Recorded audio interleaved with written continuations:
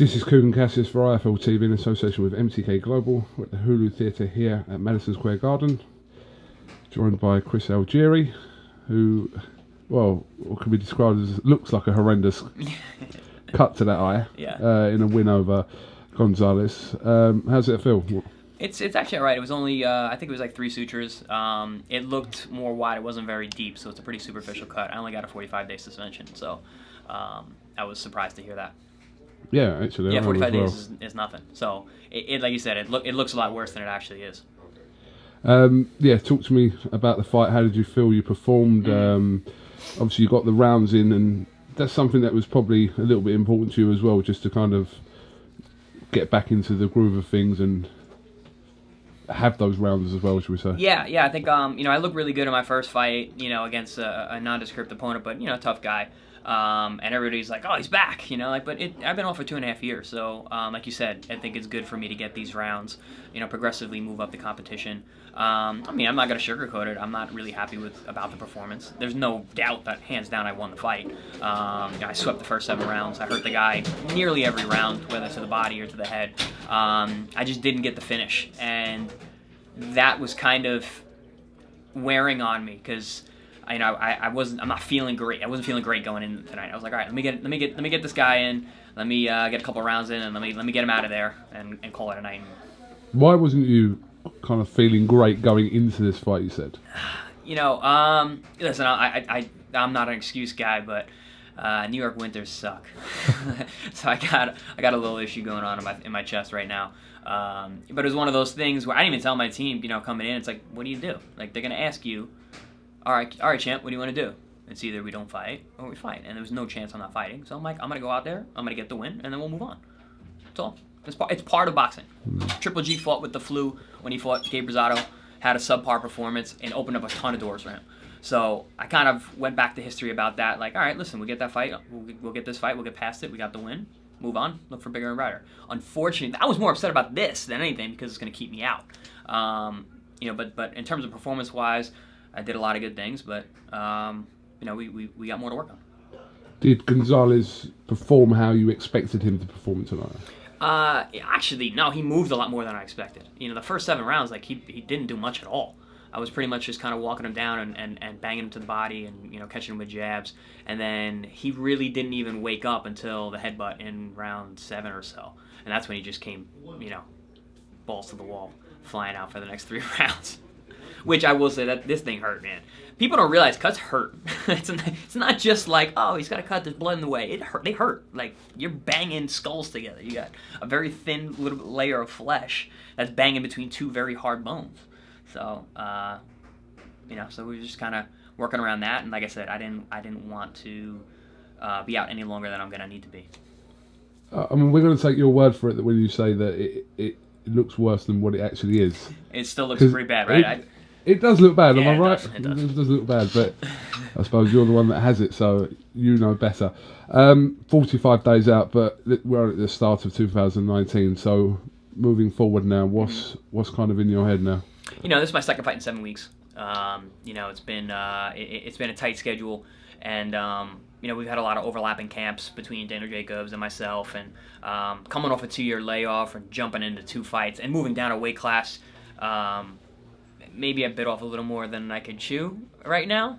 So I need to kind of like reset, get healthy, and look to progress and get some more time with my new coach Andre Razier, and keep working on the things that we've been pushing in the gym, and just expanding my repertoire. Is there any names you're specifically targeting for at some point this year, or not necessarily? There's been talks of the Coyle fight, which I like. He's a tough, rugged dude. He comes forward, kind of similar to how this fight would be, and I think that's a good fight. I think people would like to see that. Obviously, there's the Hooker fight. He's a world champion. There's a lot of British fighters over there that are coming over now, and I've always wanted to kind of dip into that a little bit. I'm a fan of British boxing, and I'd like to, tangle with some of those guys, maybe go over there too. But we'll see. It's wide open right now, and even though, like I said, like I didn't maybe feel my best at the new weight or the old weight, I don't really think that was the factor.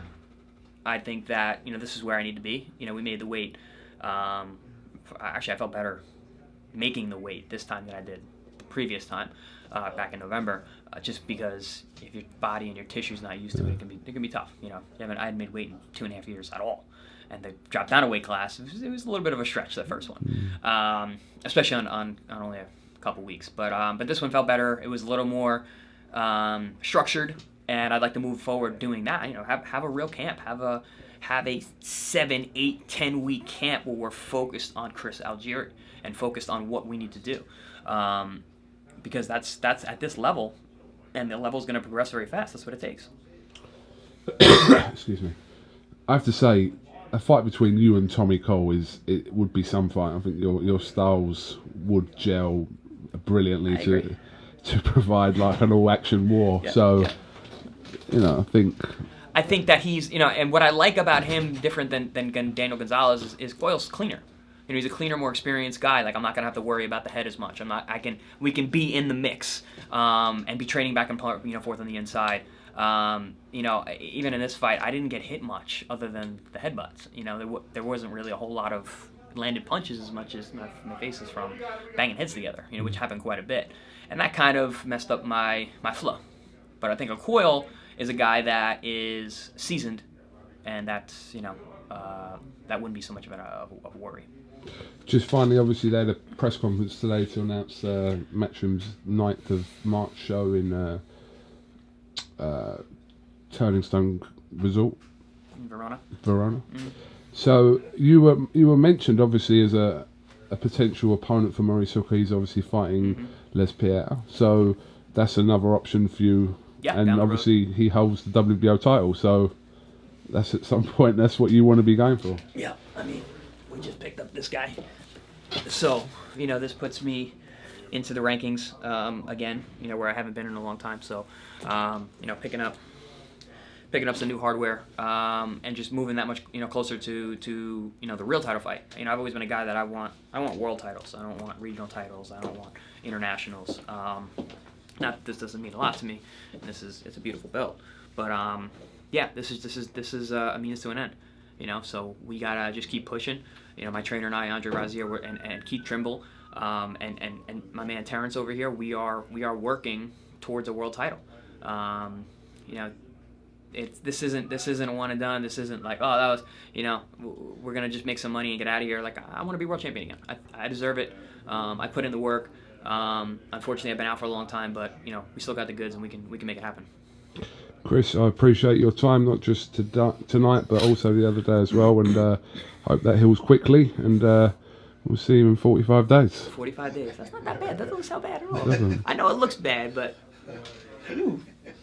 that's a first for me. And it probably looked worse a little while ago as well. It's probably when it was. I didn't even get to see it before they sutured it up. Like they did it so fast. Like they cleaned it up, and I didn't really get a chance to see it. I wanted to see it, but I can even tell it's not super swollen like the Provodnikov fight was, because that was a whole different shebang. Absolutely. Yeah. Chris, thank you very much, and we'll definitely catch up with you soon. Appreciate your time. Cool. Thank you.